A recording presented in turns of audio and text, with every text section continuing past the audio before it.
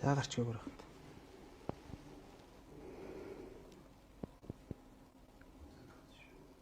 Өгч нөө.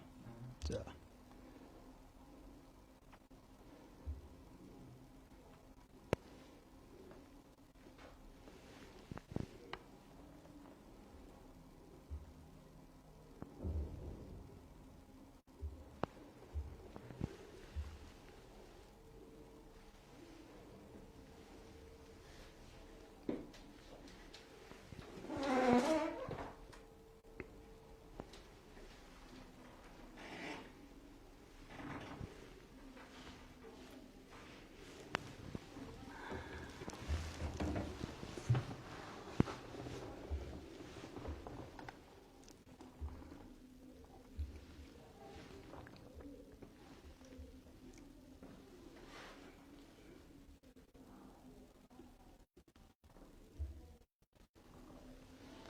За авчиж.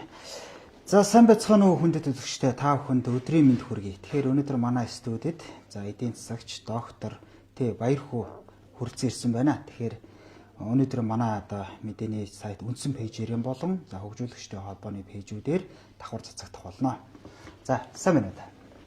За сайн байна. За үзэж байгаа хүмүүст бас өнөөдөр мэнд хүргэе. За сайхан үйл шин. Сайхан үйл. За хоёул одоо ингээд би бол таныг бол одоо 34 жилийн түүх гэдэг одоо бидний ярих дуртай болж л дээ. Нарчис хэлжнээс хойш.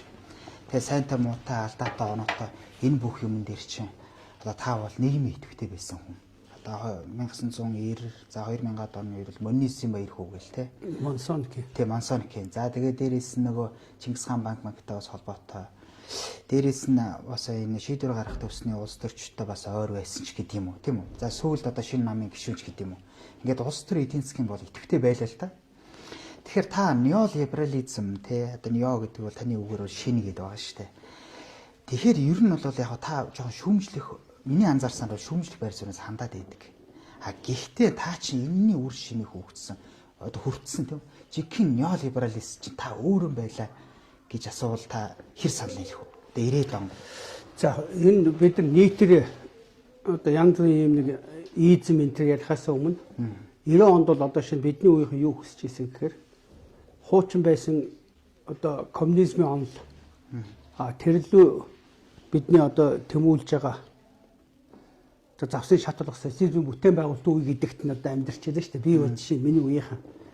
Тэгэхээр тэр нийгмийг бол одоо та нар шиг танаа үеийнхэн бол дунд нь амьдарч байгаа учраас мэдэхгүй баг.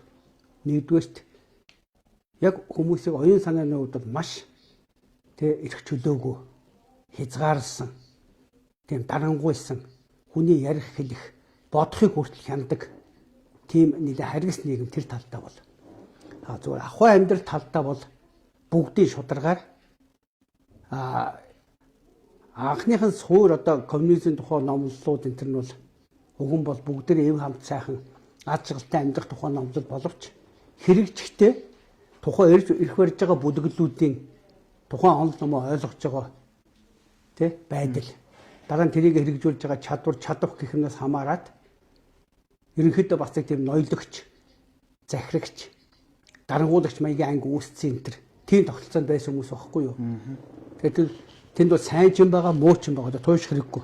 Би нэг юу гэж яриад байна гэхээр тэгэхээр 90 онд бид нар бүгдээрээ шилжихтэй энэ демокраси гэд нэрлэдэг байгаа нь арчил гэдэг байгаа юм шиг үнэхээр төгс нийгэм. Тэгээд төмөрөө нэг тийм хаяа нэг алдаг оног зэрвсгэн тэр нэг Холливуудын киноч байд юм уу Америкийн тухай мэдээ барууны ертөнцийн тухай мэдээ энэ хардаг байсан тэр төсөөлийн нийгмээ байгуулна гэдэг тийм гинэн хүсэл мөрөөдөлтөө болно гэдэг тийм үнэмшилтэйгээр бид 90 онд орсон гэсэн үг байхгүй юу. Тэгэхээр тухайн үедээ неолиберализм гэдэг байгаа демокраси буюу арчил гэдэг байгаа за ялангуяа миний байнга одоо судлаад ард түмэндээ тайлбарлаад байгаа тэр монетаризм буюу мөнгөөр тухайн улс орныхоо эдийн засгийг удирдах гэдэг онол энтрийг үеэс огтхон ч ойлгоогүй. За тэгээд сая ярилцлага ихэнд хэллээ.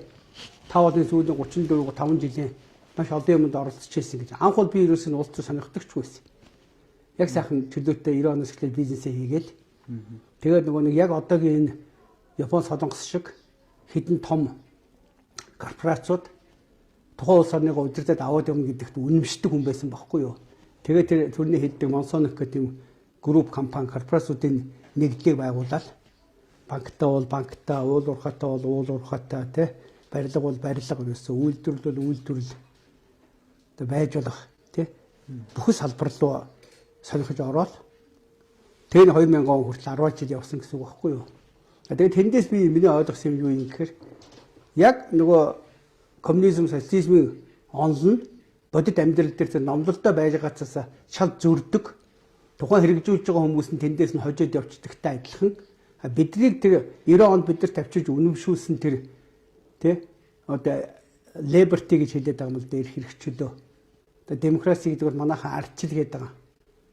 Одоо сайн ухаад үзэхээр уг демо гэдэг нь одоо нэлээд тийм өөрийнхөө гаргаж байгаа шийдвэрийн хариуцлагыг үүрэх чадвартай тийм хүмүүсийн тухай ойлголт шүү дээ. Тэгээ иргэн гэдэг ойлголт байхгүй юу? Өөрийнхөө тэр хэлсэн үг хийж байгаа үйлчлэлийн хариуцлага хүлээх чадваргүй хүмүүсийг бол ерөнхийдөө боолчуд үзээ тоодгүй байсан учраас эртний грекийн тэр демос гэдэг байгаа чинь бол нэг талдаа бас л одоогийн ойлголтоор бол манай монгол ойлголт бол язгууртнууд тэдний ойлголтоор бол нөгөө ноёдогч ангийнхны л юу ирэх барих тухайн ойлголт байхгүй демокраси чинь. Манайх нь тэрийг бол нааш 90 оноос оруулж ирэхдээ ардчил буюу ард түмэн засгийн эрхээ барьдаг гэдэг ойлголтоор нь оруулаад ирсэн. Тэгэхээр 90 оноос хойш ороод ирсэн тэр ард түмэн засгийн эрхээ барьдаг гэдэг демокраси гэдэг ойлголт.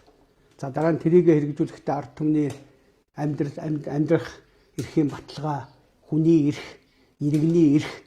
За тэгээд эв хамт бүгдээрээ тий аз жаргалтай амьдрах өмчтийн ялангуяа хувийн өмчтөөр суурилсан эдийн засаг хувь хүн өөрөө хүссээрээ хөдөлмөрч чаддаг байх юм бол тий бүх үр дүнгээ үзээд өөрийнхөө үр дүнг өөрөө үзээд аз жаргалтай амьдрах бүрэн боломжтой гэдэг тэр номдод энтерт бид нар үнэмшиж явж байт. Би 2000 оноос ялангуяа энэ олон хүмүүсээр төрүүлээд нэг юмыг ойлгосон нь энэ бүх юм мөнгнөөс хамааралтай байна.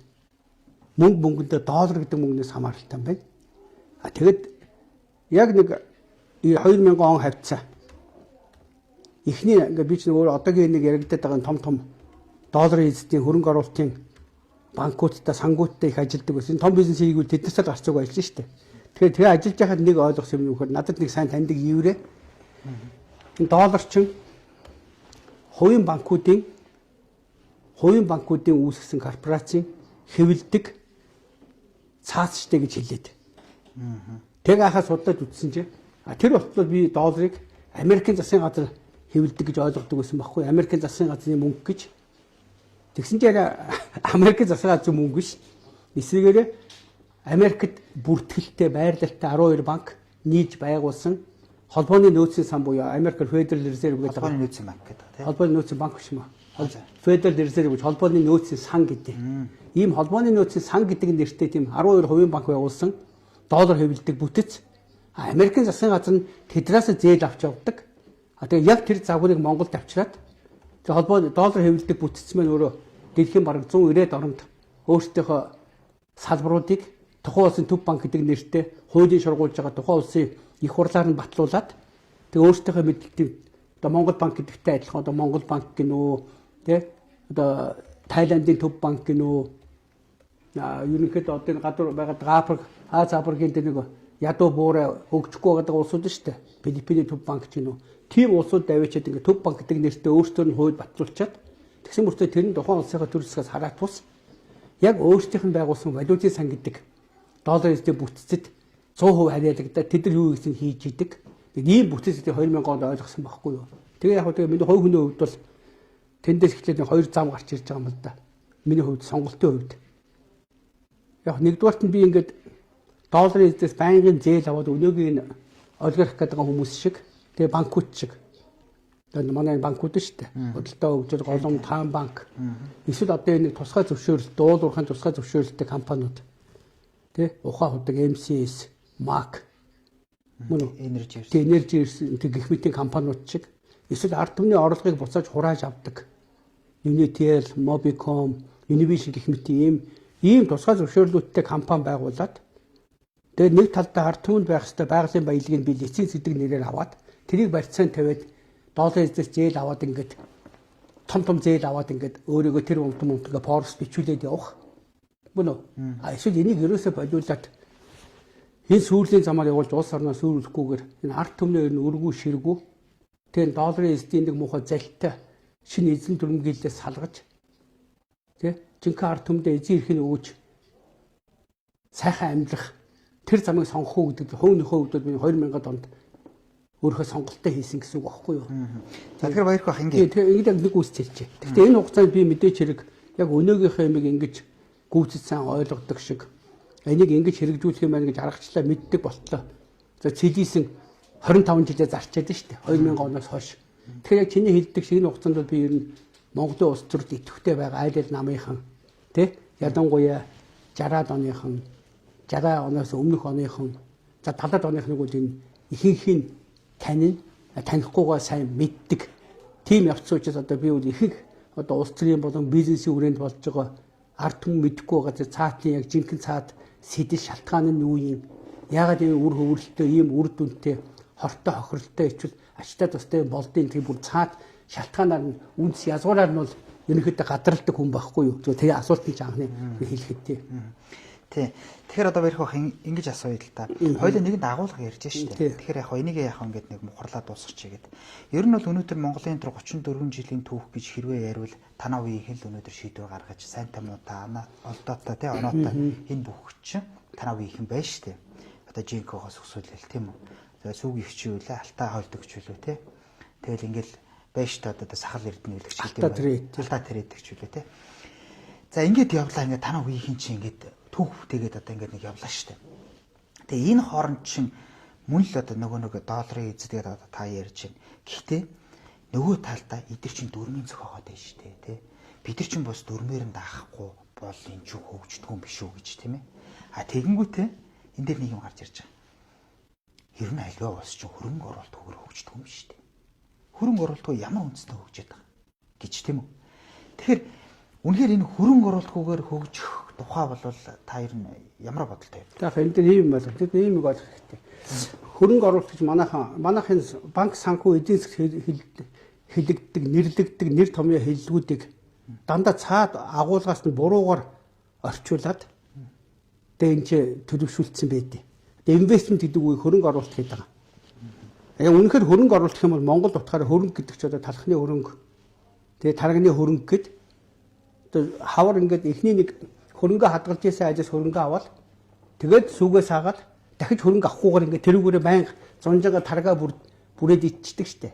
Яг тэрнтэй адилхан сонгодог Монгол ойлголтоор бол хөрөнгө оруулалт гэж юу хэлэх юм гэхээр нэг удаа бид нар тоног төхөөрөмж тэрийг ажилуулдаг ноу хау энтэйг аваад тэгээд цаашаа байнга мөн үү тэрүүгээрээ үр дүн үзээд явах тохиолдол бол хөрөнгө оруулалт гэдэг байгаа.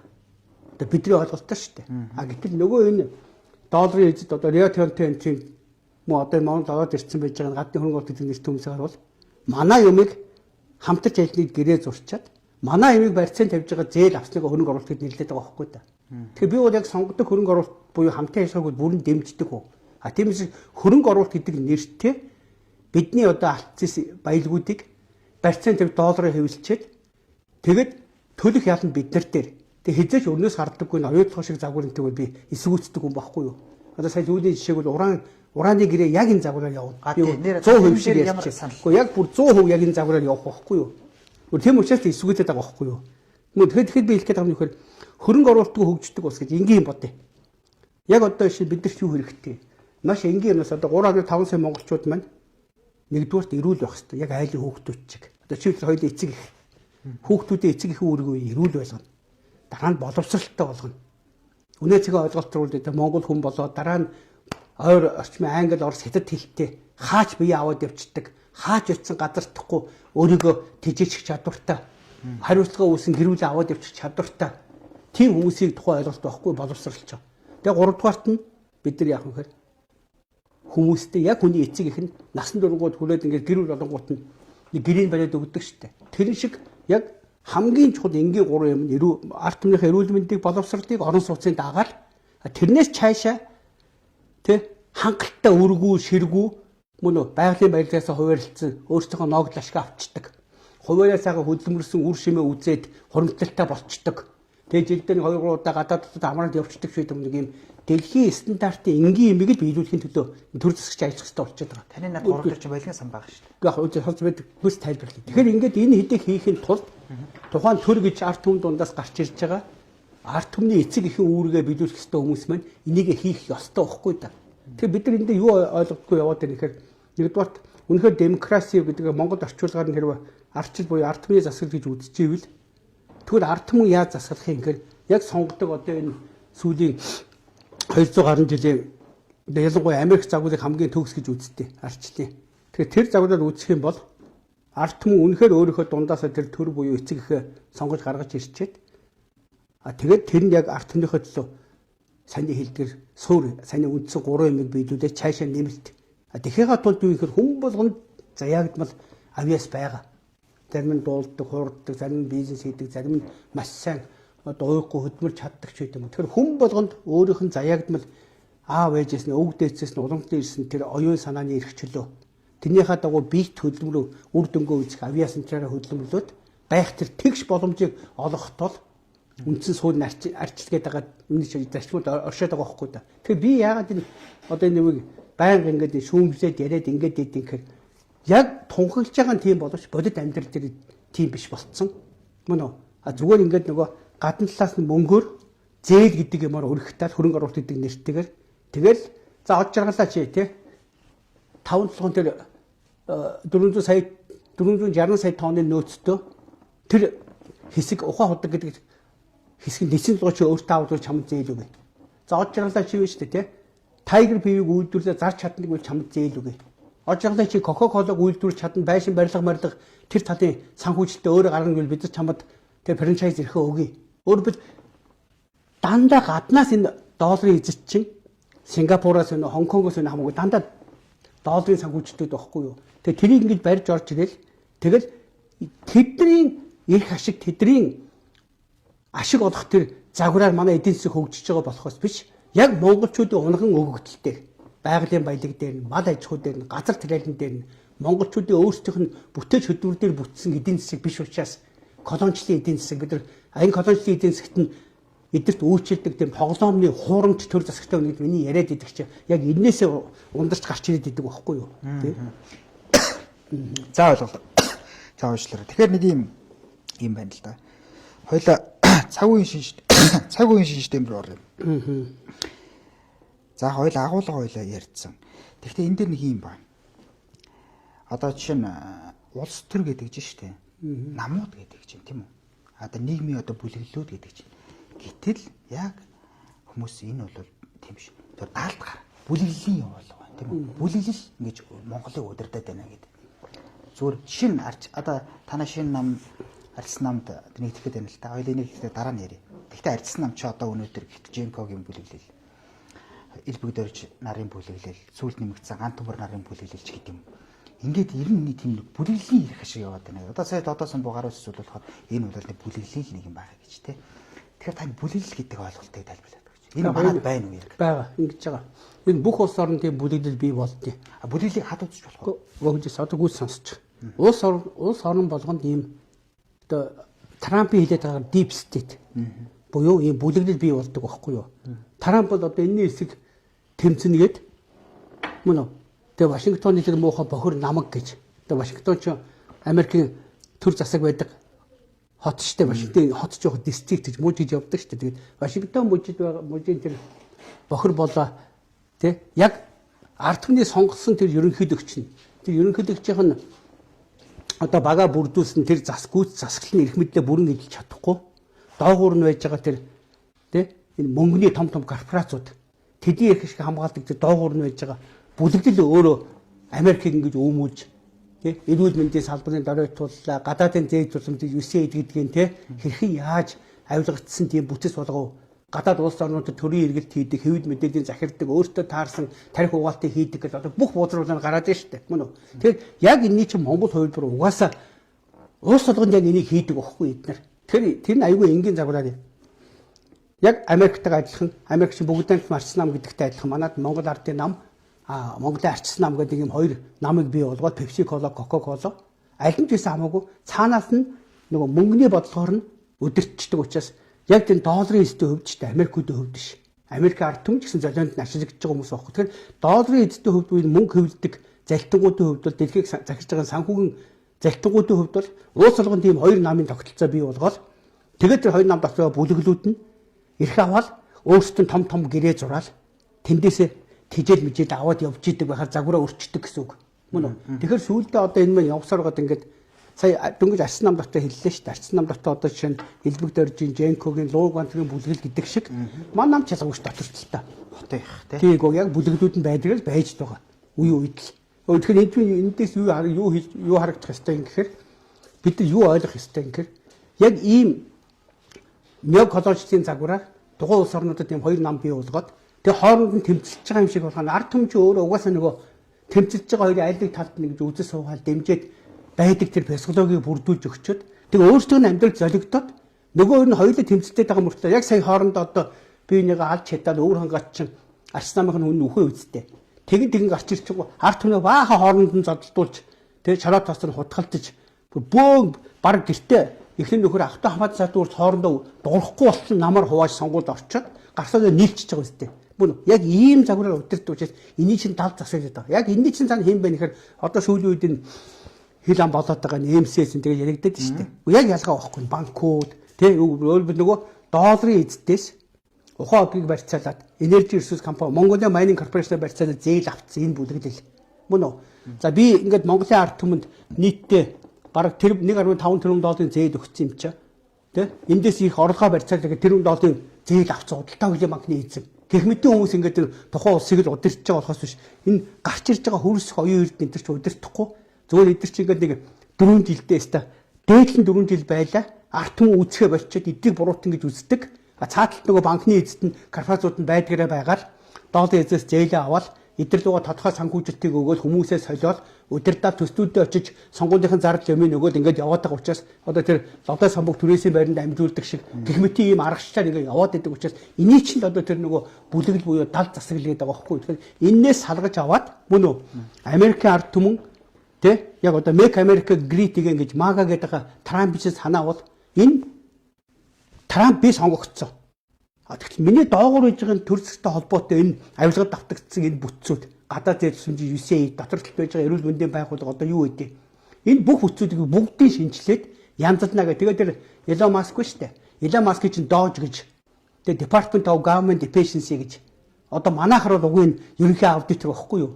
Хуучин сашин зүйн бол нөгөө нэг ардын харин шар хороо гэсэн үг шүү дээ. Тэрэн шиг байгуулч одоо манай өстө бүгдийн чавчаа цэвэрлээд байгаа чи юм учиртай. Манай ч гэсэн одоо тэрийг хийхгүй бол бүр нэг юм ойлгох хэрэгтэй. Хуучин бол одоо шинэ сашин зүйд Москвад юу болно? Тэрийг дагаад энэ ч болдог байсан байхгүй юу?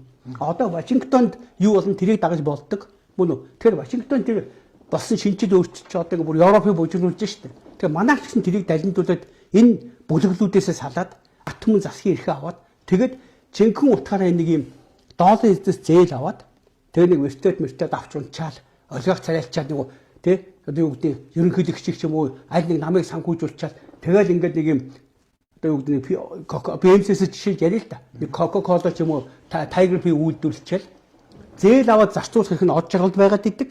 PV нуугаад Cola-г нуугаад тэр зээлийн төлөх ялан Монголын ард түмэнд байгаад идэг. Энэ гаж тогтолцоог би засъя гэдээ ингээд тайлбарлаад яваад байгаа тийм учиртай. Тэгэхээр одоо миний тайлбар нь юу гэхээр яг Монголын ард түмэн өөртөө эндээс ихтэй тэр эзэн эрх гэж юу юм гэдгээл ойлгоод авчаач. Та нар эзэн эрхээ ойлгоод авчих юм бол тэгвэл та нарын эзэн эрх байх хэвээр та нарын өмчлөлт байх хэвээр эзэн эрхтэй юм чинь NCS-ийн оджигл аваад цаашаа барьцаан тавиад зээл аваад зээл авах эрх нь зээлээ захин зарцуулах эрх нь оджиглд байгаад идэг. Тэгсэн мөртөө тэр зээлийн төлөх ял нь Монголын ард түмэн та нарт байгаад штэ бидэрт байгаад штэ гэж миний сүүлийн олон жил тайлбарлаад байгаа чинь одоо нэг юм ашгүй нөгөө Трамп Америк шинжил хийгээд Elon Musk шинжил хийгээд ирэхээр чиний саний асуугаатаа бүлэгч ингээд тодорхой болж игэлнэ. Тэгэхэд энэ дотор талтай оюун эрдэнэ тэрий чинь бас ингээд задлаад эхэлж байгаа байхгүй баялагын сан байгуулад. Тэгэхээр бид нар яг энэ тэмцэлтээр аюулгүй сан оюун эрдэнэ энэ үлдэн зөв юм байна. Энэ нь дутуу юм байна. Энэ бол ерөөсө буруу юм байна гэж ингэж нөгөө ялгаж заагдаж оюун эрдэнэ чи төгс хүн биш. Зарим юм зөв байна. Зарим юм бол дутуу хийж байна. Буруу хийн. Зарим бол бүрөөсө хийж болохгүй юм гэнтэр нөгөө хүн чигээд нийж хийж бүгд нэгэд нэг тогоон тийчээд оюун эрдэнэ гэдэг хүн хийх гэж зүтгээд яваад байгаа байхгүй. Тэгэхээр бид нар нөгөө харж байгаад энэ дээр нь бид хамтар дэмжих хэрэгтэй юм. Энэ бүр засах хэрэгтэй юм. Энийг бол ордоос хийлгэж болохгүй юм байна ч гэдэг юм уу. Монгол тиймдүүд Монголын ард түмэн өөрсдөө юм маш сайн ухаарсан тий ийм энэ надад хүн болгон надад хэрэгтэй мүү гэдгийг тий яг миний амьдралд хэрэгтэй мүү гэдгийг харж болоод хэрэггүй тохиолдолд эсвүүцдэг хэрэгтэй хүмүүс дэмждэг хэрэгтэй хүртлээр буруу хийх гээд байх юм бол засахын төлөө явдаг гэсэн ийм байж чадах юм бол мөн үү тэгвэл бид сая үр дүнд хүрэхээс биш одоо яг ийм байдлаар оюун эрдний бүх тэмцэл зөв мөн үү эсвэл одоо юу гэдэг тий өөрнийхөө одоо улсын хийж байгаа одоо хөрсгийн хийж байгаа гаргаж байгаа бүх шийдвэр зөв эсвэл бүгд буруу шийдвэр юм уу туушаад ивэл зүгээр л ард түмэн маань өөрөө золиондоо яваад авах байхгүй юу. За ойлголоо. Тэгээ баярх бах.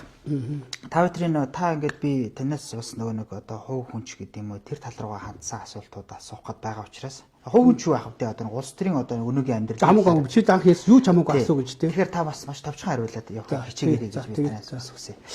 За хамгийн нэгд яг та бол би нэг танаас хамтарсан засгийн газарт орох нь зөв буруу юу гэдэг дээр бол та бараг хариулчих шиг бодлоо. Гэхдээ энэ дээр надад нэг юм ингээд байна. Луугаан төмөрөө штэ. Арчлын манлаад явж байгаа хүн тийм үү? Одоо жишээ нь арчилсан үзэл ярих гэдэг штэ би. Одоо тэр барууны ч гэдэг юм уу тийм үү? Тэгтэл одоо тэр ардын намтаа ингээд зүүний тий бүр хойлдоод тэг хамтарсан засгийн газар байгуулад ямар сөрөг хүчингүү ингээд явах нь улс орны хөгжил нөгөө талдаа хэрэгтэй гэж юм хүмүүс. За тэр Шинэ Зеландыг харалта тэр Израилийг харалта яаж гоё хөгжиж ийн гэ тий. Нөгөөдөл нь энэ үзлүүчийн хоорондоо таардаг манай намууд гэж те үзэлгүй болсон гэд байна штэ. Тэгэхээр энэ дэр та ямар хариулт хэлв? За нэгдүгээр тийм ээ. Нам байна штэ. Нам өөрөө одоо чиний саний хэлдгэр заавал тодорхой үзэл олон номлолттой мөн үү? Тэрийг олон дүнд хүргэдэг, тайлбарладаг үзэл санаатай. Тэр дараа нь тэрийг хэрэгжүүлэх мөрийн хөтөлбөртэй байх ёстой. Тэгэхээр нэгдүгээрт Монголд яг Монголын ард түмний ахуй амьдралыг зээлийн хүүгийн байлгана, татврын байлгана, ханшиг доктортой байлгаж чадна. Мөн үү? Гэсэн үндсэн мөнгө санхүү татврын тогтолцоотой юмыг бүр тэгж хийнэ гэж ойлгодог, ярьдаг нэг ч нам байхгүй. Тэгээ миний яриад байгаа шинэ мөнгөний бодлогыг тэрнээс үүдэлтэй шинэ хөгжлийн эзэнс гэдэг байгаа энэ онол номлол энэ үзэл санаанаас өөр Монгол цөөлөг 34 жил юу ч гараагүй байхгүй да. Тийм болохоор тэр барууны зүүнний гэж өөрсдөө тэрийгэ мэдхгүй худлаа ярьдаг энэ хүмүүс. Одоо манайх одоо зүүн социал демократ чиглэлөө урсгалтай гэж манай ярьдаг. Манайх барууны энэ ч худлаа юм байхгүй байхгүй. Өөрөөр манай Монголын улс төрийн одоо энэ ирэх барьж байгаа намууд дунд шүү дээ. Ямар ч тийм өнөөдөр дэлхийн улсад мөрдөгдөж байгаа улс төрийн намуудын үзэл баримтлал чиглэлийг ч өөртөө ойлгодог хүн нэг ч байхгүй. Хоёрдугаар тэр нь өөрөө худлаа зүгээр энэ улс орнуудыг захирахын тулд бодож олсон технологи гэдгийг ч бас мэддэг хүн байдаггүй байхгүй да. Тийм утгаараа. Тэгэхээр нэгдүгээрт Монгол улсад Монголд жинхнэрээ яг энэ арт түмнийхээ төлөө за та нарт бид нар ингэх юм аа. Зээлийн чи юм болгох юм. Зээл хүүтэй байх юм уу, хүүгүй байх юм уу? Мөн үү? Хүүгүй байвал ямар хураам шимтгэлтэй яаж болгодог болох юм? Татвар ямар байх юм? Татврын хэдэн төрлийг ямар хэлбэрээр яаж авах юм? За тэгээд бид нар ханшаа гадаад төлөөстэй харьцаж байгаа ханшуудыг яаж вэ? Доктортой байх юм. Хоёрдугаар доктортой бараа бүтээгдэхүүн үйлчлэгээ худалдаж авч байгаа төвөргийн үн цэнэ яаж хадгалах юм? Хоёр өөр ойлголт холиод идэг байхгүй юу? Бараа ханш гэдэг бол Монгол төгрөгийн доллар юантай харьцаж байгаа харьцааг хэлнэ. Ханш гэж.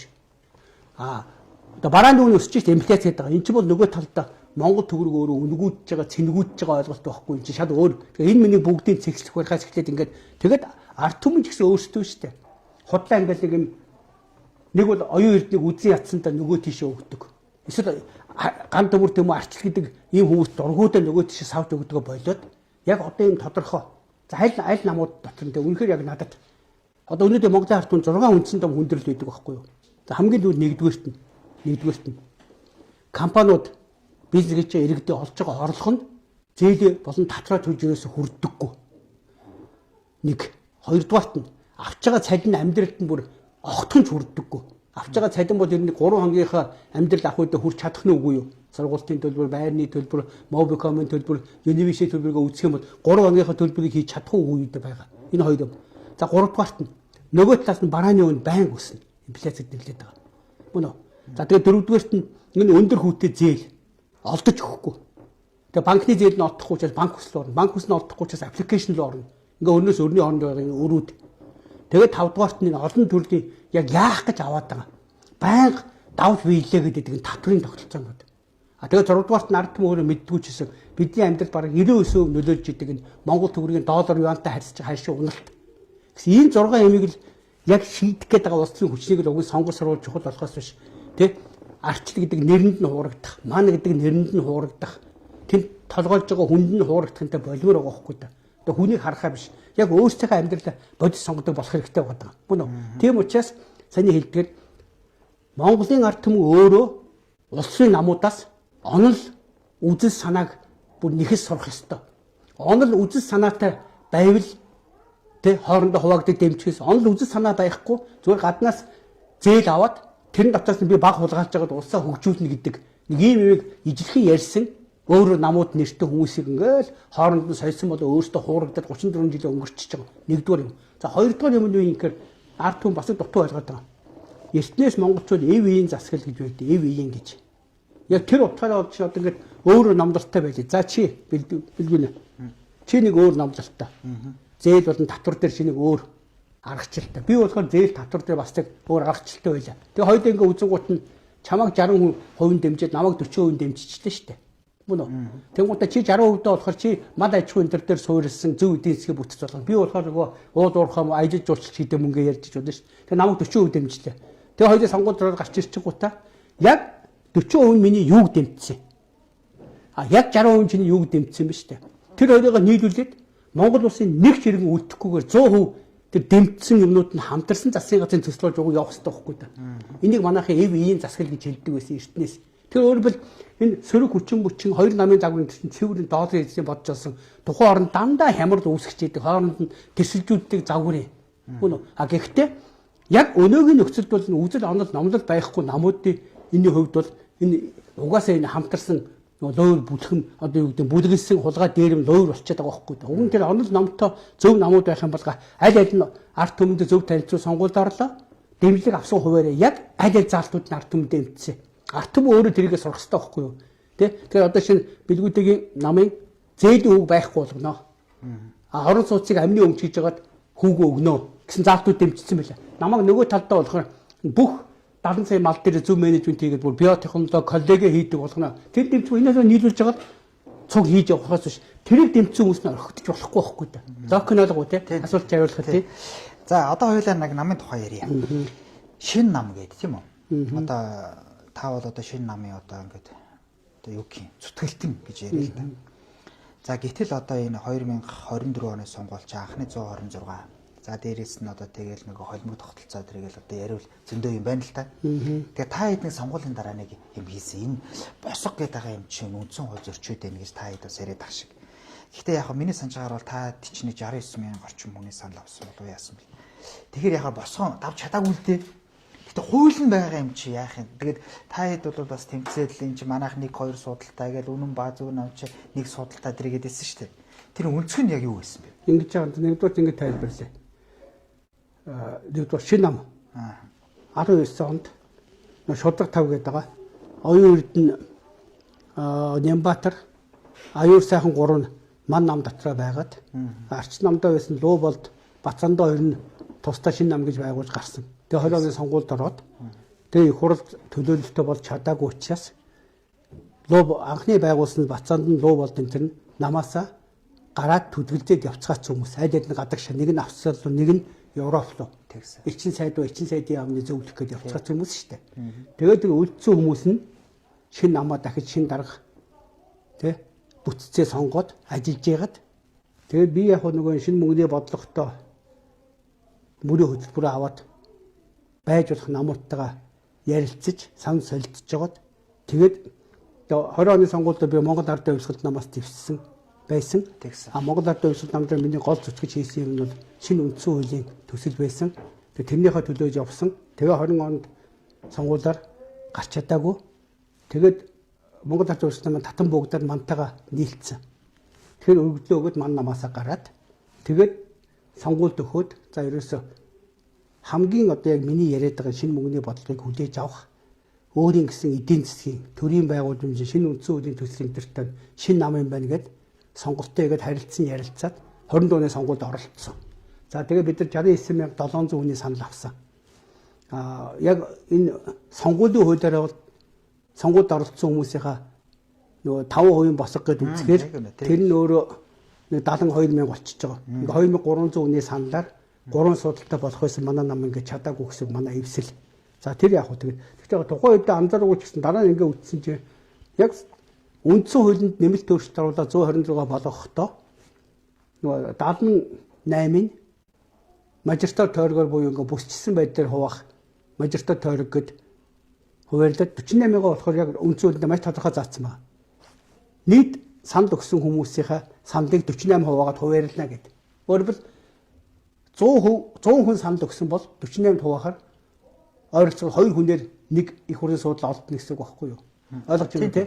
Тэгээд үндсэн хуулинд тийм залттай шүү дээ. Тэгэхээр өнгөрсөн сонгуулиар ойролцоогоор нэг сая 400 мянган хүн санд өгсөн юм чинь. Тэрийг нөгөө 48-д хуваахаар 30 мянган хүний сандаар 30 мянга жоохон гарантай хүний сандаар нэг их хурлын гишүүний суудлал оногдож байгаа. А бид нар болохоор 69700 авсан гэдэг чинь нийтдээ одоо яг үгүй мань хүн 3-т өгөөгүй 207 мянган хүний санд байгаа. Тэрнээс 110 мянган 70 мянган ойролцоогоор одоо манай шинэ эвслийнх 40 мянган үнэн ба зөв намынх байхгүй юу? Мөн үү? Тэгээ өөрөөр одоо тэр нөгөө хэлээд байгаа 30 мянган хүнийхээ босыг давсан дээр үзэн шүү дээ. Тэгэхээр бид нар ярьж байгаад ингээд энэ 207 мянган хүн маань хүнд өгөөгүй байхад та нар өөрсдөө үндсэн хуулиар зөрчсөн сонгуулиуд гаргаж ирж байгаа хувааж авдаг буруу байна гэдэг үндсэн хуулийн зэцэд маргаан үүсгээд тэр маргаан маань үүсцэн явж байгаа бидний мэдээлэл. Тэгээ би энэ дээр би юу тайлбарлах гэдэг тэгэхээр энэ баяр хүү ч юм уу бид би бол болох гээд байгаа дэр биш. Цаашдаа нөгөө ирэх барьж байгаа хүмүүс нь үндсэн хуулиндаа маш тодорхой. Сая хүн орсон бол 2 хуваагаар мөн үү? Тэ? Одоо нэгсээ 48-д хуваана гэдэг чинь 20 мянган хүнээр нэг гишүүн болох хэрэгтэй. Сая 500 бол 30 мянгаар. Сая 800 бол одоо юу гэдэг юугаар тэр чинь юу 2 туваачаар ч хийдэ 36 мянгаар гэсэн үг байхгүй. Гэх мэт ингээд нөгөө ерөнхийдөө 50% 48 250 гэсэн үг шүү дээ. Тэгэхээр нийт санал өгсөн хүмүүсийн сангийн тоог 48%-аар гарч ирж байгаа тооч өөрөө тухайн санал авсан намын өөрийнх нь их хурлд орох босох нь байхгүй юу. Үндсэн хуулиар одоо өнгөрсөн сонгуульд бол 30 мянган хүний босох тавьсан байж хаад эдгээр болохоор 72 мянган хүний сонгуулийг сонгуулийн хуулиараа босгоо хийгээд өгсөн буруу байна гэдэг. Яг тэр цаашдаа одоо шинэ ман ан энтер ингээ ирэх барьж байгаа хүмүүс босгоо дахиад 5 биш 7 8 болгоод байх юм бол хизээч өөр бусад хүмүүс орж ирэхгүй дандаа эдгээр нийт сонгогчдын нэг 30%-аар эдгээр бүх эрхийг аваад ахаар ингээд өөртөө дураараа дургаад ах тийм нөгөө төрийн эрхийг хууль бусаар аваад ах тийм бүтэц одоо тогтолцоо бий болчиход байгаа учраас бид цэцэд хандаж бий бол чинь тэмцэж яваад байгаа байхгүй юу. Тэгээ их инээдтэй шүү дээ. Бас энийг хэлэхэд үзэж байгаа олондоо хэлэхэд тий сая дуугарлаа. Цэц шийдэхгүй гэж. Цэц нэгдүгээр шийдэхгүй юм байлаа. Хоёрдугаарт нэг ийм бид нар ингээд сүүлд нь одоо яг байгаа үндсэн хуулийнхаа дагуулгаараа бол 2 сар дотор маргаанаа шийдэх ёстой байхгүй хуралдаад. Тэгээ бид нар чинь 7 сарын 1-нд өгсөн. Өнөөдөр хэдэн болцсон. 2025 оны тий 3 сар болохгүй явж штэ. Тэгэхээр нэгдүгээр та нэг хугацаагаа бариад шийдээчээ гэдэг ингээд гадаа нь акц хийс чинь дараа нь ямар бичиг өгсөн бичгэндээ ингэж байгаа. Яа одоо сэтгүүлч отхон миний нэр дээр хаягдсан бичиг байгаа. Тэрэнд юу гэж нэхэр таны одоо тэр мэдээлэл гарсан чинь дагуу маргаа үүссэн мөн үү. Гэхдээ араас нь яг төстэй тийм маргаан дахиад янз янз нэлээд олон хүмүүс нэмж өгөөд үүссэн учраас тэр бүх хүмүүсийг нийлж хагаад сүүлчийн тэр нөгөө гом даргасан юм ба ч ингэ ойлгож байгаа бол тэрнийхээс хойш 2 сарын дотор шийдэх юм а гэж өгч байгаа байхгүй. Тэгээ эндээс ямар зал гарч ийн гэхээр эсрэгээрээ эхний хүнийхээ 2 сарын дотор шийдчихэд дараагийн хүмүүс тэгж маргаа үүсэх хэрэггүй байхгүй шийдчихэж байгаа юм чинь. А гэтэл эдгээр ямар зал бодож олсон гэхээр хамаагүй магадгүй өөрийнхөө хүмүүсээр дахин маргаа үүсэх 4 жилиг барьж болох байхгүй. Санааг нь ойлгож байна тийм ойлгож. Тийм яг иймэрхүү тийм болохоор Монголын ард түмэн одоо энэ үндсэн хуулийн цэцч гэдэг юм уу их хурл дээр дураараа хууль тогтоож байгаа хүмүүс энтрийн эдрийн тэр тэгээд ард түмэндээ тулгаад хэрэгжүүл гэж хуулиуд баталчаад өөртөө дураараа тэрийгэ засаад тэгээд дураараа дургиж байгаа гэсэн юм бүгдийн нэг зэгцэг цаг болцсон шүү. Ер нь бол нөгөө жинхэнэ арчил гэдэг ард түмэн засгийн эрх бол байха болцсон байхгүй. Яг тэр нь хууль тогтоож байгаа бүлэглэл түрүүний хэлдгээр энэ бүлэглэл өөртөө амьд үлдэхийн тулд өөртөө бусдаас илүү давуу сайхан амьдрахын тулд эхнэр хүүхдүүд гэр бүлийнх нь бүлэглэл нь сайхан амьдрахын тулд бусдыгаа золдог юм бузар муухай тогтолцоо. А тэгээ эдгээрт ингээд нөх хууль тогтоох хэрэг өгчгөр өөртөө ерөөсөө хууль баталчаад тэрийг хуулийн нийштэй гэж хэлээд ингээд өөрсдөө улам цаашаа аим ороод үргэлжлээд яваад байдаг ийм л бузар юм болчиход байгаа байхгүй да. За болголоо. За тэгээд та бол одоо Монгол Ардын хувьсгалт намд одоо дэвшээд за Монгол Ардын хувьсгалт нам одоо ман намтай нэгдэхэд бол гарлаа гэж сая ярьж штт.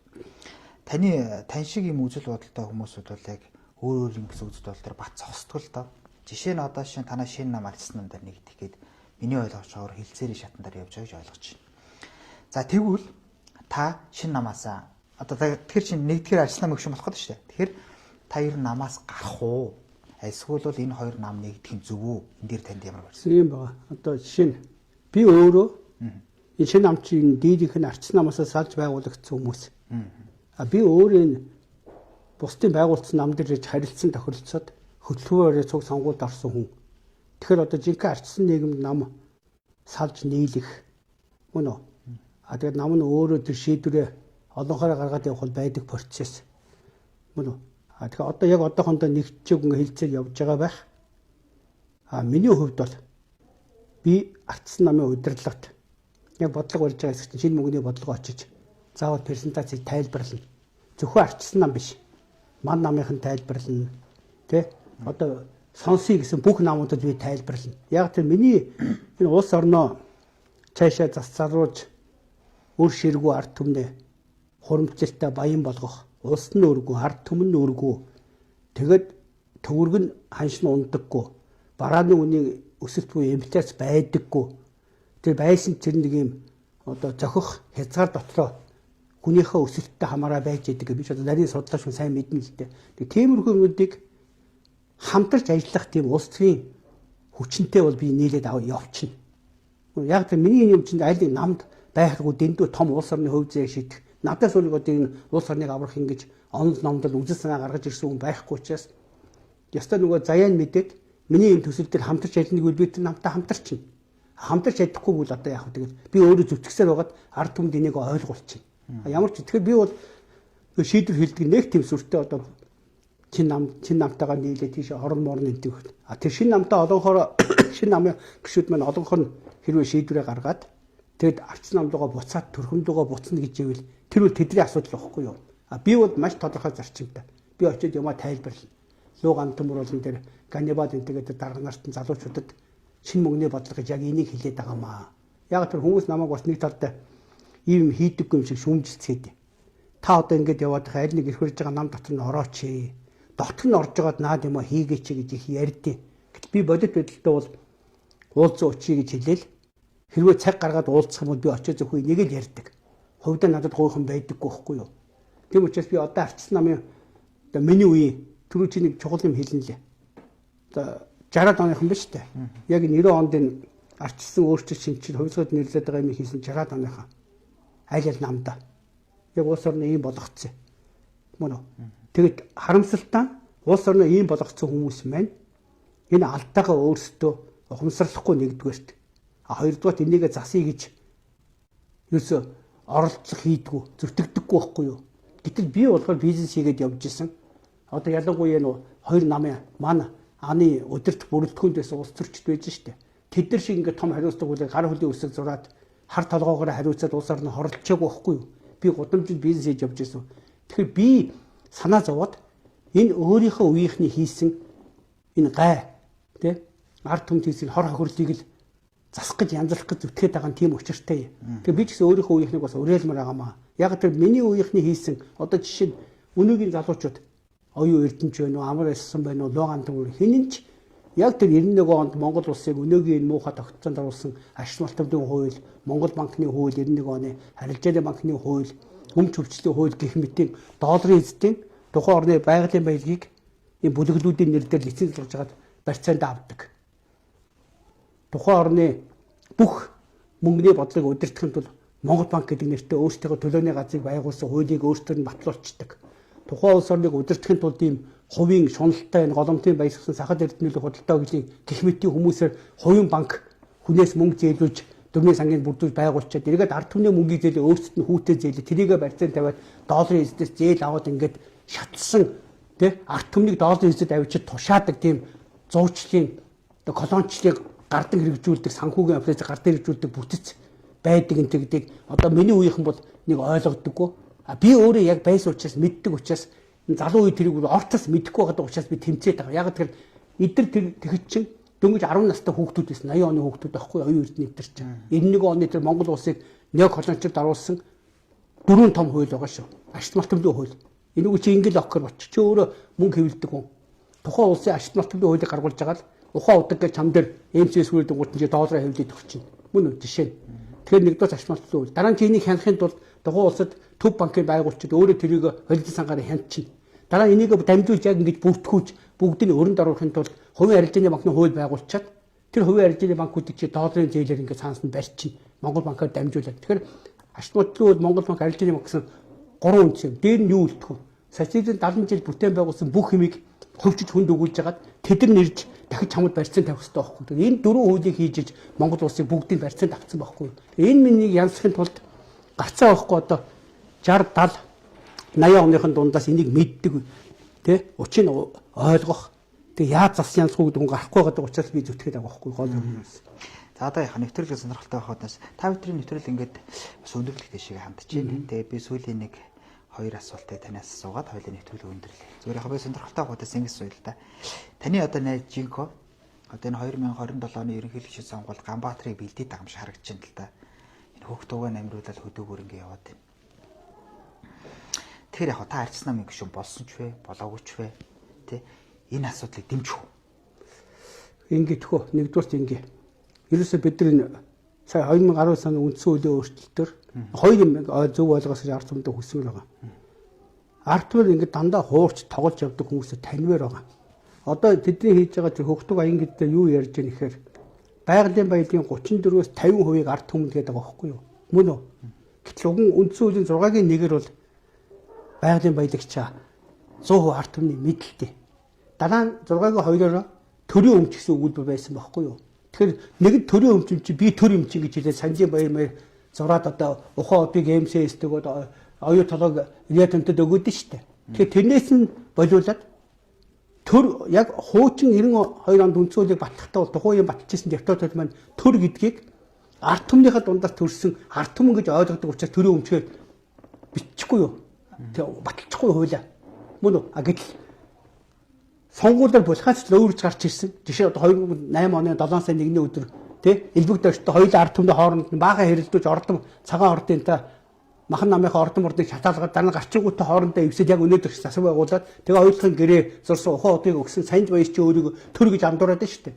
Мөн үү? Тэнгуут нь тэрий чи 2019 он засагтаа одоо та нэг архив үүсгэх юм бол бид нар үнэхээр их тэмцсэн. Зүгээр төрийн өмч байх юм бол ард түмний өмч болгоо гэдэг.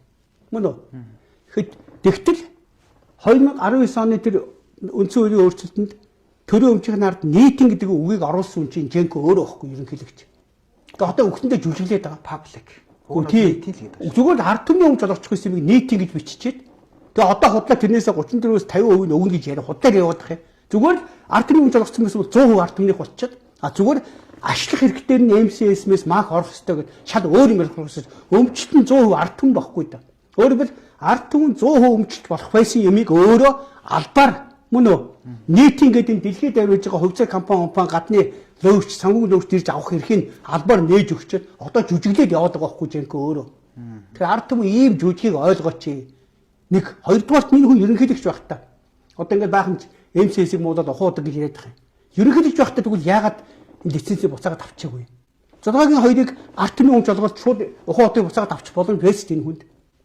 Мөн үү? Тэгт хийгээгүй мөртлөө одоо болохоор оюун эрдэнэ гарчаа баялагын сайн мангангууд нь тэрэн дээр нь 34-өөс 50% ард түмэнд байх хэрэгтэй гэдэг ингээд өөрөөр юу ярих гэдэг нь ихээр өөрөө хамгийн том эрх мэдэлтэй богцсон байх үедээ хийгээгүй юм а. Одоо зүгээр нэг тий их хурлын гишүүн болж авчаар тэгэл яриад ингээд яваад байгаа чи өөрөө бас нэг талдаа нэг ард түмнийг үнэхээр самууруулж байгаа хорон үйлдэл байхгүй да.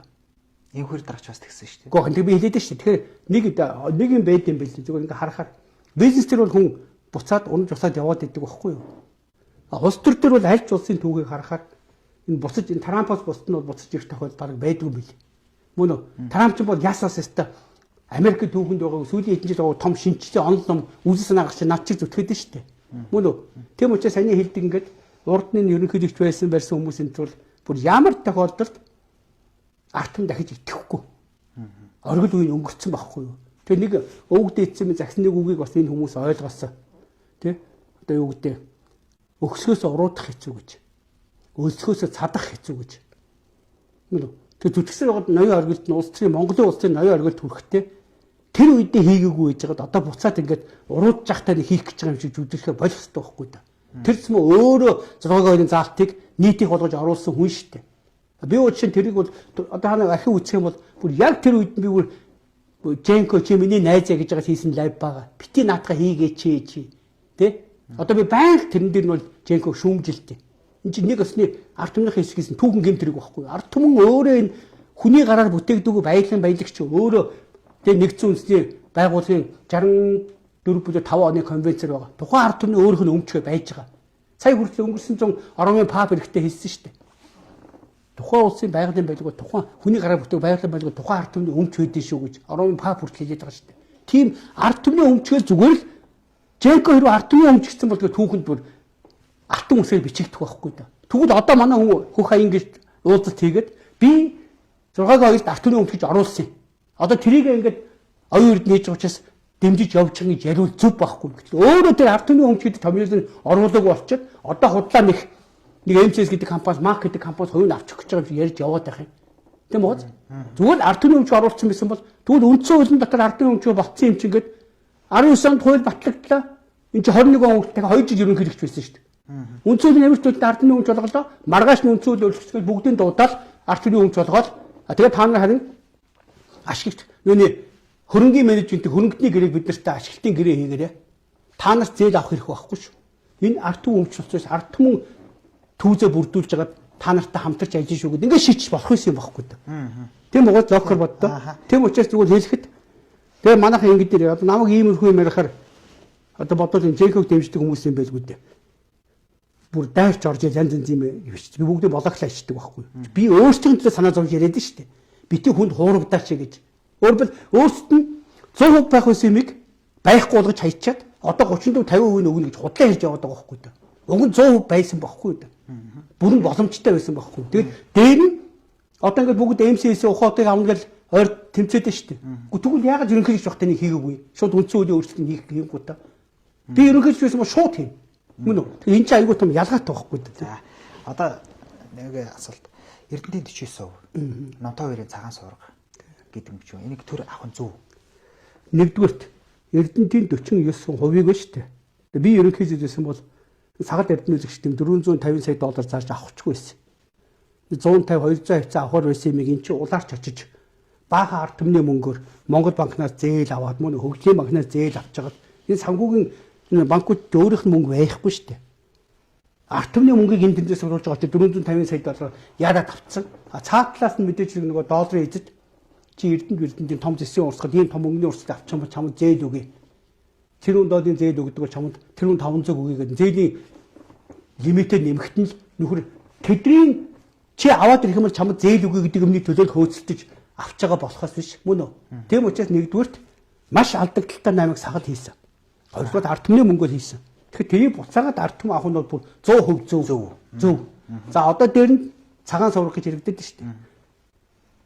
Сая нэгдүгээрт нэгд ард түмний өмч гэж үндсэн хуулиндаа зааж өгөөгүй юм бол тэр одоо тэр Женконти яриад байгаа тэр байгаад хуулиар нь оюун эрдэнэт яриад байгаа нь тэр 34-50% нь тэ ядахтаа нөгөө оргуугаас тэ нэг юу гэдэг хэлдэг үлээд оргуугаас нэг жоохон юмтай үлдээ гэдэг шиг тийм учраас ямар ч ясн тэрийг авах чинь ялангуяа улсын төсвийн хөрөнгө оруулалт буюу ард түмний мөнгөөр хайгуул тэгээд нөөцөн тогтоогдсон ордууд багхгүй юу.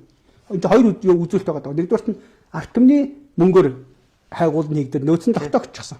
Хоёрдугаарт нь өөрснөө хийсэн. Хоёрдугаарт нь тогтоогдсон мөн үү? За тэгээ хоёрдугаарт нь стратеги орд буюу нөгөө эдийн засаг GDP-д эзлэх хуваараа байхгүй мөн үү?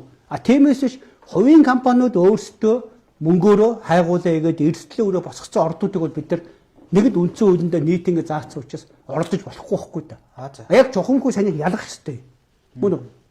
Тийм үү? Тэгэхээр ямар ч байсан ард түмний хөрөнгөөр хийгдсэн нөөцөн тогтоогдсон орд тэгээ дээр нь стратеги буюу тэр үнэлэгдсэн нөөц нь өөрөө манай эдийн засаг буюу GDP манай нийт эдийн засаг GDP-д эзэлж байгаа хувьгаараа том байсан тохиолдолд заавал ард түмэн тэрнээс өөрөө өгж авах хэрэгтэй шүү. Ямар тэрийг нямтаашир тий өөр нямтааши өвг дийцэн тэр юу гэдэг юу гэдэг нь 3 тэрбум жилийн өмнө нямтаарч өвгд эц тэрлүү ингээд алтан эцэс овоолоод хийчихэд өнөөгийн нямтаарчд үлдээгээгүй шүү дээ. Зөв биз? Ер нь дэлхийг чи хэн нэгэн одоо мөнгөний эзэд Трамп ч юм уу те одоо хэн бэ Путин, Ши Жинпин хөрөлсөх нямтаашир хийгээгүй шүү дээ. Дэлхийн цаанаасаа бүрдэж байна. Харин ч мууга харигсаар ингэж ухаал тэрийг баялаг гэдэг байгаа чи өөрөө бас бодвоштой юм байхгүй да. Тийм учраас авах нь зөв. Мөн үү? Ямар ч байсан оргуугаас гэж одоо шинэ оюун эрдэнэ хийгээд байгаа нь баялагын сан гэдэг байгаа шүү дээ. Тэрэн дээр бол тотон төвлөрүүлээд ард түмэнд тэр орон сууц эрүүл мэнд боловсролтын зарцуулна гэдэг байгаа чинь зөв. Ганцхан хэрэгжүүл харгачлалтай харин бид нартай тэгж байгаа нэг дахиад нэг уулзаж тайлбарж өгөхийг бодно. Заавал долларын эзэд хадгалах гэдэг байхгүй сангаа. Тэгэж бол хэрэггүй байхгүй юу? Гадны менежмент. Өөрөөр бид нар долларыг амь оруулаад долларын баталгаа болгох гэдэг байхгүй баялагын сангаа. Эсвэл баялагын санг чинь Монгол төгрөгийн баталгаа болох хэрэгтэй байхгүй юу? Лок нь олж юм те. Тэгэхээр энэ дээр нь бол яг нь тайлбарж өгөх. Баг тиймээс хийж байгаа нь зөв үйлдэл байхгүй юу? За сүүлийн асуулт. Та бүхэн ингэ нэг яриа их сонирхолтой байгаа учраас би таныг яриулаад амир юм л та. Та ч манай нөгөө нэвтрүүлгийн цаг хязгаартай. Би тэгээд бас нэг юм асууж. Та ингэж би танаас анзаарсан бол хамгийн ихний асуулт бол та өөрөө бас 90-ад оны либералист явлаа штэ гэж би асуулаа штэ. Одоо бол та мэдээч одоо 60 гарцсан тийм үү? Одоо ингэж эн чинь бүх асуудал ингэ явж. Ер нь та ямар үзэлтэй вэ? Би биш цэвэр яг ялангуяа 2000 оноос хойш эртний Монгол хүн ухаан. За хаадын эрдэм гэдэг нь монголчуудын юм бол яг над чиг бас ингэж судсан бол ховордоо.